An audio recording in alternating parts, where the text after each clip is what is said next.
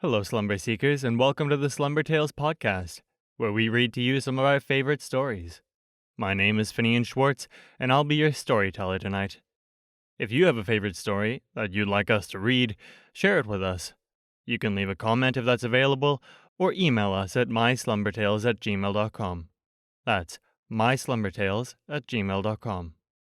Now, without further ado, let's jump into our story for tonight. Chapter 14. Christmas Eve.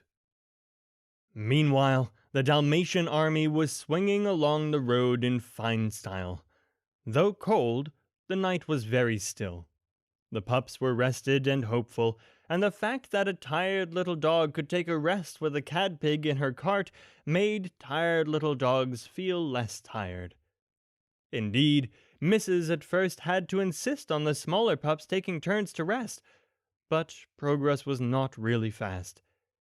There were so many pauses while the pups who pulled the cart were changed, pauses while pups got in and out of the cart, and every half-mile the whole army had a rest.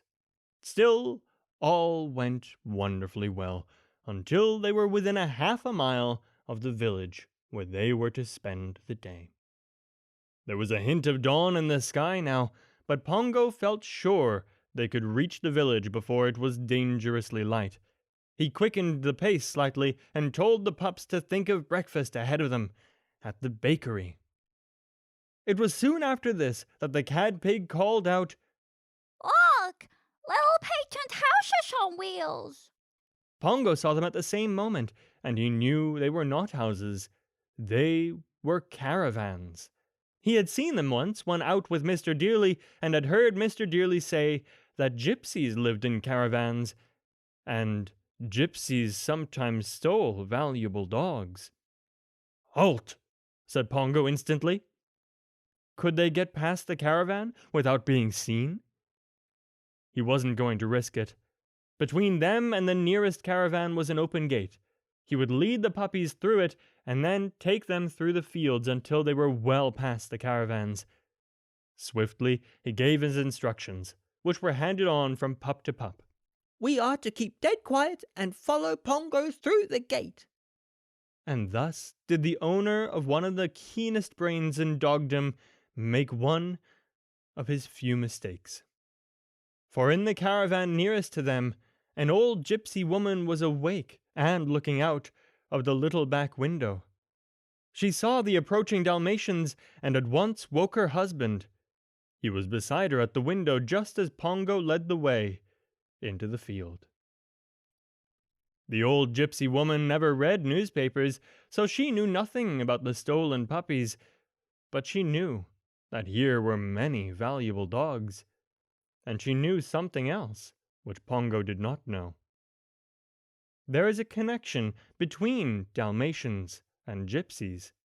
Many people believe that it was the gypsies who first brought Dalmatians to England long, long ago.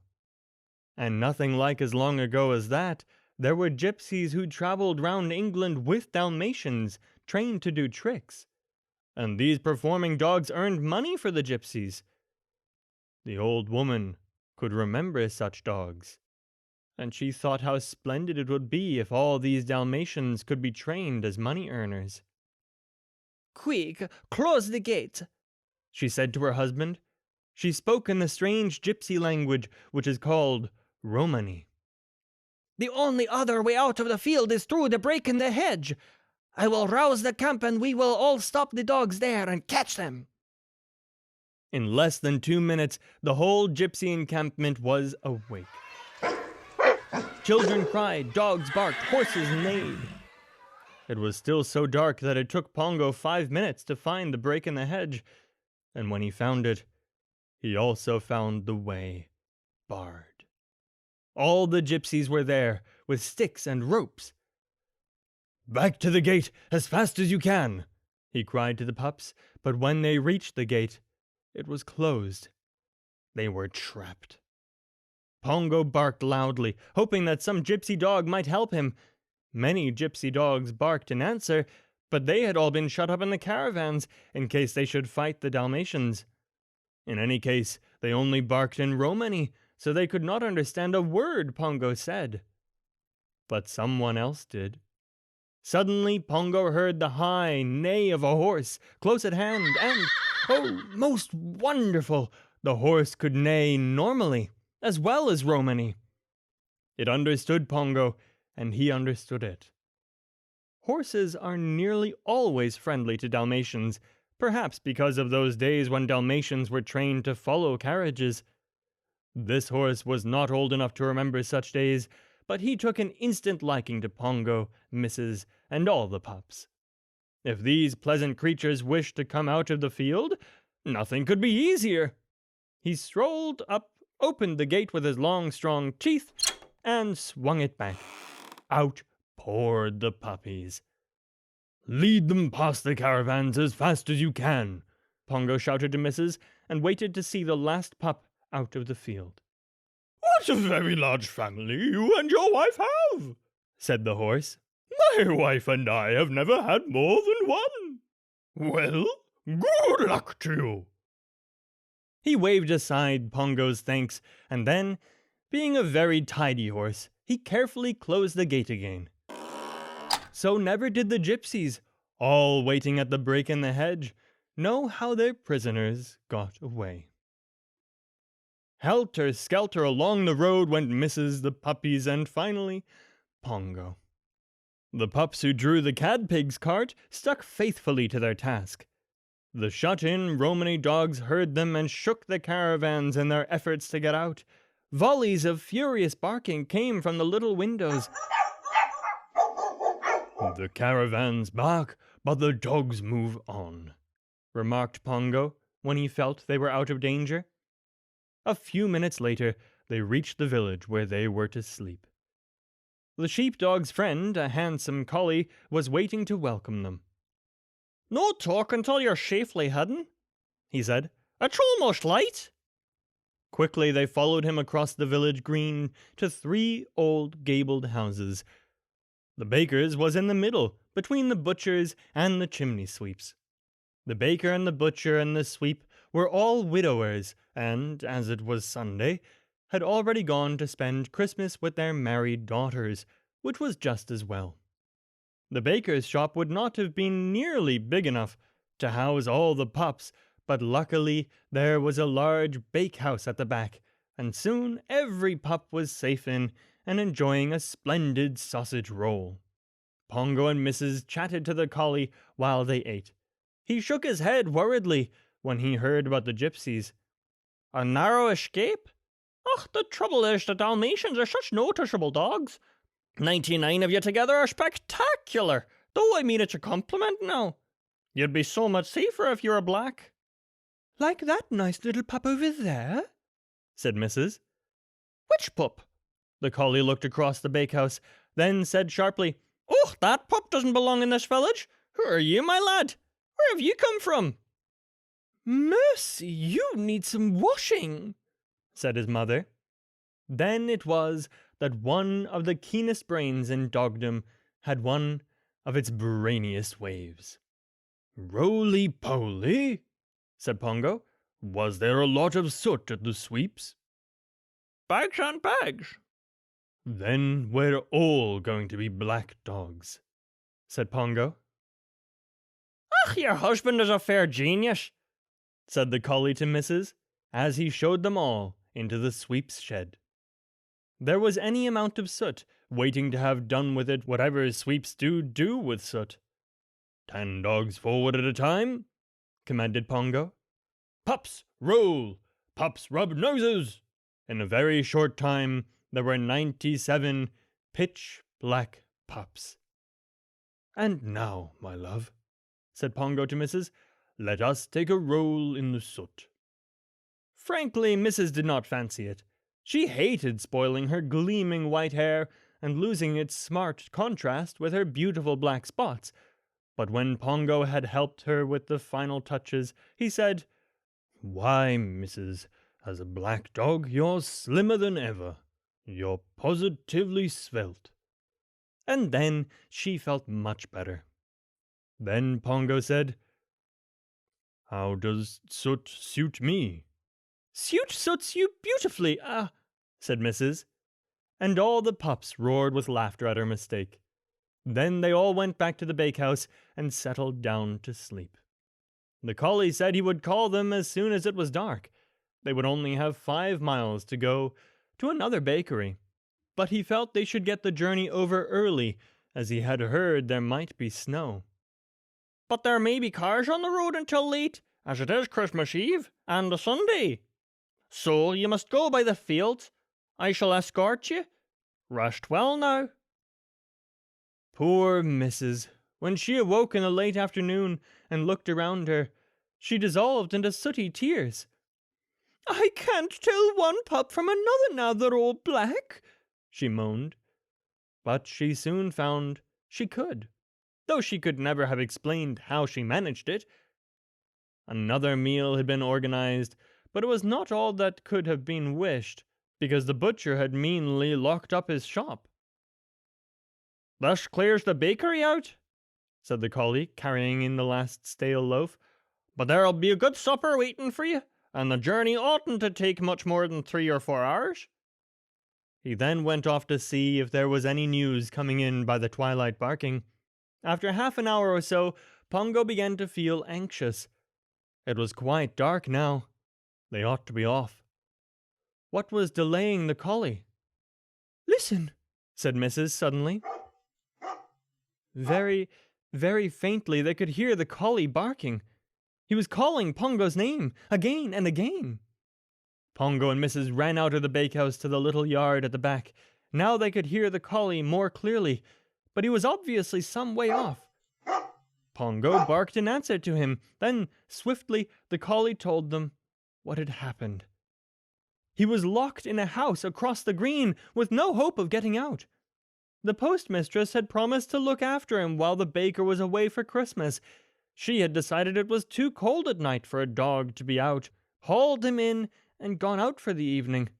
He had tried every door and every window, but could undo none of them.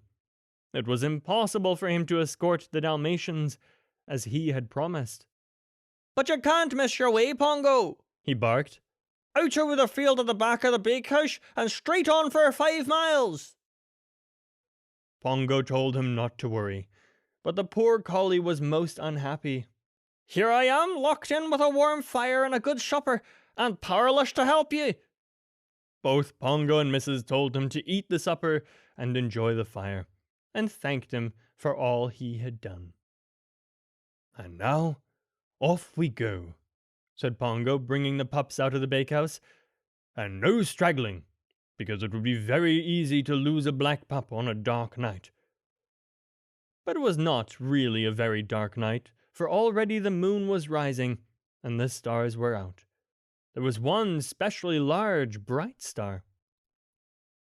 "The collie said straight ahead, and that star is straight ahead," said Pongo, "so we'll steer by it." He was thankful they were going by the way of the fields and not by the roads, for he remembered that Cruella had told the Baden brothers she would come down tomorrow night to count the bodies. Now it was tomorrow night, and the great zebra-striped car would be somewhere on the road from London to Suffolk. How terrible it would be to meet! He imagined the glare from the headlights, imagined Cruella driving straight at the army of panic-stricken puppies. Yes, he would certainly avoid the roads. But even so, it was frightening to know that Cruella might be quite near. He put the thought from his mind as he and Mrs. got the pups into marching order. Their way lay through grassy meadows, over which the Cadpig's cart trundled smoothly. At every hedge and ditch, Pongo paused and counted the pups, to see none had strayed, and Mrs. changed the pups who drew the cart and the pups who rested in it. Already even the smallest puppies were getting hardier. Even the Cadpig got out of the cart and walked 3 fields before getting back in again. "Soon we shall be able to do 10 miles a day," said Pongo. They had traveled about 3 miles when the first disaster of the night happened. There was a sudden bump, and a wild squeal from the Cadpig. A wheel had come off of the little blue cart. Pongo saw at once that the cart could be mended. A wooden peg, which fixed the hub of the wheel to the axle, had come out. But could he ever, using his teeth, put this peg back? He tried and failed. Could the Cadpig manage without the cart? He whispered to Mrs. Mrs. shook her head. Walking 3 fields had been enough for her smallest daughter, and her other daughters could not walk more than a mile without a rest. Then mend the cart I must, said Pongo, and you must help me by holding the wheel in position. He tried and tried, without success. Then, while they were resting for a moment, Mrs. noticed that many of the pups were shivering. They'd better keep warm by running races, said Pongo. But that would tire them, said Mrs. Couldn't they all go to that barn over there? They could just see a big tiled roof 2 short fields away. Not very clearly, because the moon was behind clouds. It was this lack of light which made it so hard to mend the cart. That's a good idea, said Pongo. And when the cart is mended, we can bring it along and call for them all. Mrs. said the Cadpig had better stay in the cart and keep warm in the hay, but the Cadpig wanted to go with the others and see the barn. She felt sure she could walk 2 short fields, so Mrs. let her go. 2 strong pups the right size to draw the cart stayed behind. They said they did not mind the cold. So 95 pups, led by Lieutenant Lucky, set off briskly for the barn. But when they got there, it did not look at all like the barn at the sheepdog's farm. It was built of grey stone and had long windows, some with coloured glass in them, and at one end was a tower. Why, there's a folly, said the Cadpig, remembering the tower of the Folly at Hell Hall. Lucky was looking for a door, but when he found one, it was firmly shut. He told the pups to wait for him while he would round the building looking for some other way in. The Cadpig did not wait.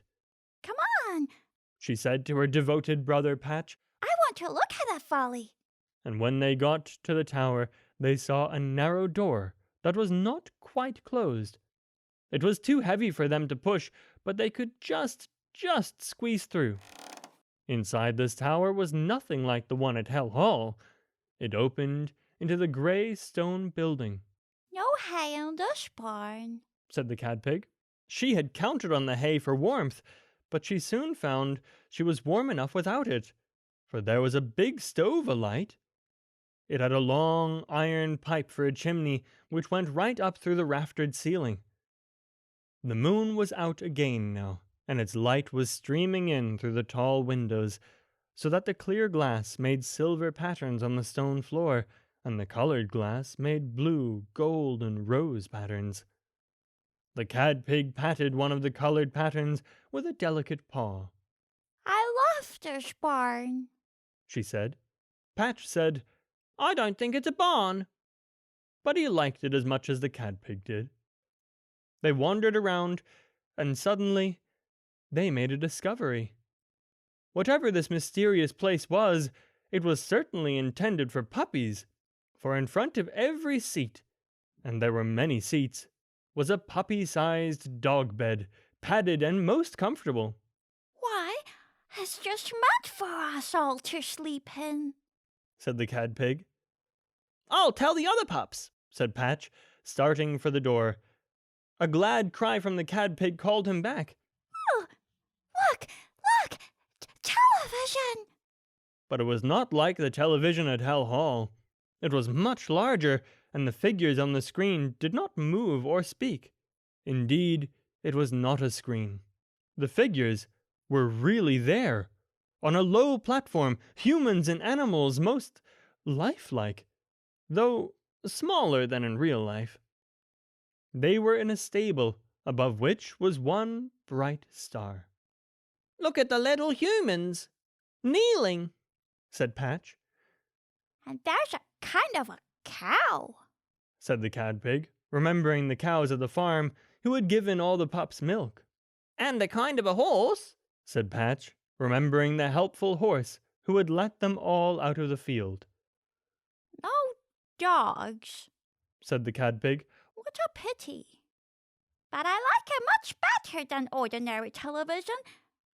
Only, I don't know why. Then they heard Lucky and the others, who had found their way in.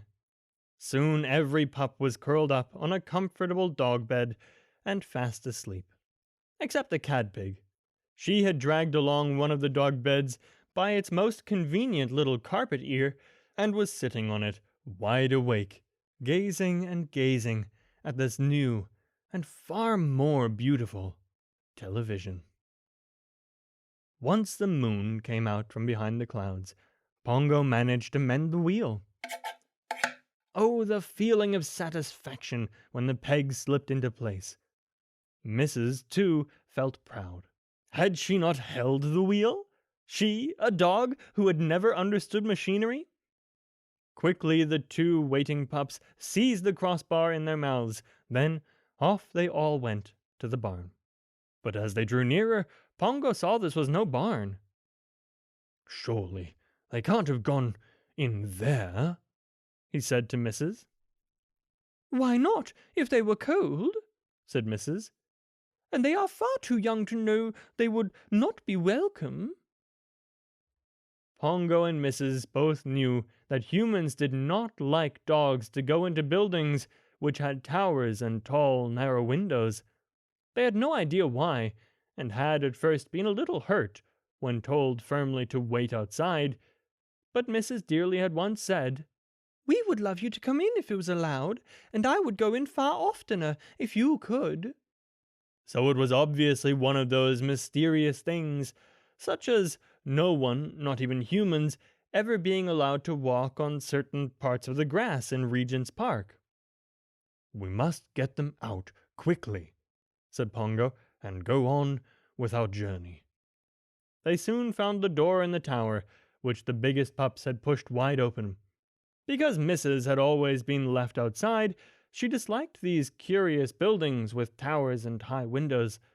But the minute she got inside, she changed her mind. This was a wonderful place, so peaceful and somehow so welcoming. "But where are the pups?" she said, peering all around. She saw lots of black patches on the moonlit floor, but had quite forgotten that all the pups were now black.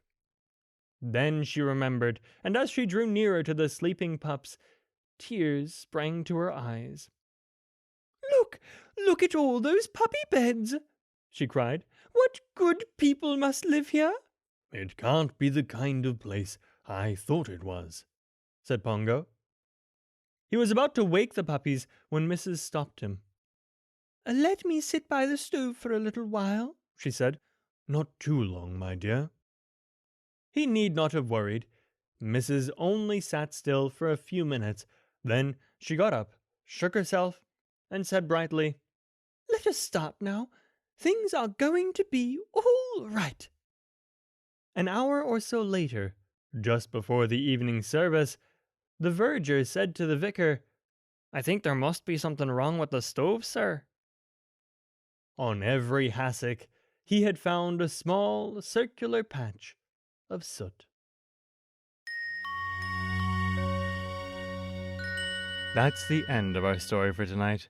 We hope you enjoyed. If you want to put your favorite story forward, our email is myslumbertales@gmail.com. Sleep tight.